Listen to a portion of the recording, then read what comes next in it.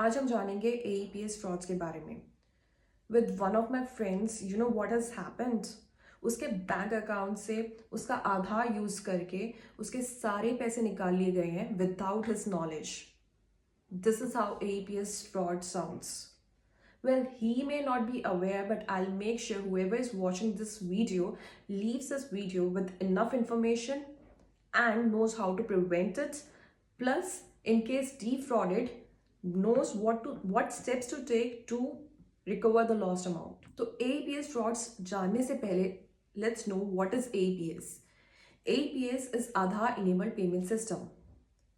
अगर मैं simple terms में बोलूं तो ये आधार से बेसिक बैंकिंग ट्रांजैक्शन करने का एक तरीका है।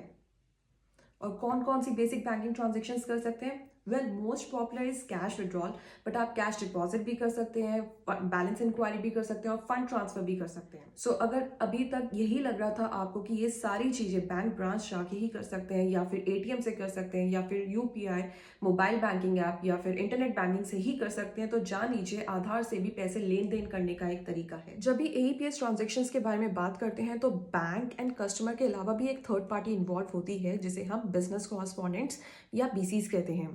वेल, BCs एक अप्रूव्ड बैंकिंग एजेंसी होते हैं जिनके पास POS मशीन्स या माइक्रो ATMs या फिर AEPS मशीन्स होती हैं। जो ये BCs होते हैं उनकी मशीन्स पे आधार वेरिफिकेशन करने का एक पॉइंट होता है, जनरली वो बायोमेट्रिक से ही करते हैं। Now the question is AEPS transactions होती कैसे हैं?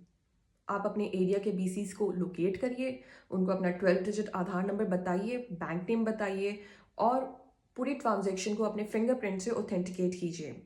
It's that simple, but do remember ये ट्रांजैक्शंस करने से पहले आपका बैंक खाता आपके आधार नंबर से लिंक होना चाहिए। AEPS इंट्रोड्यूस करने का एक नोबल मोटिव था कि अनबैंक्ड एरियाज में बैंकिंग सर्विसेज घर घर तक जाके पहुंचे, फाइनेंशियल इंक्लूजन ज़्यादा से ज़्यादा हो, सोशल वेलफेयर ज़्यादा हो एंड इंडिया डिजिटाइज ज़्यादा से ज़्यादा हो। बट यू नो व्हाट, इस चीज़ को भी मिसयूज़ किया जा रहा है। And how?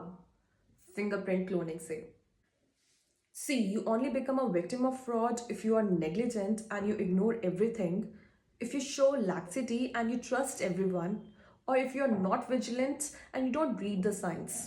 The only advice is आप कहीं भी unauthorized या untrusted locations पे अपना फिंगरप्रिंट या आधार नंबर शेयर होने मत दें।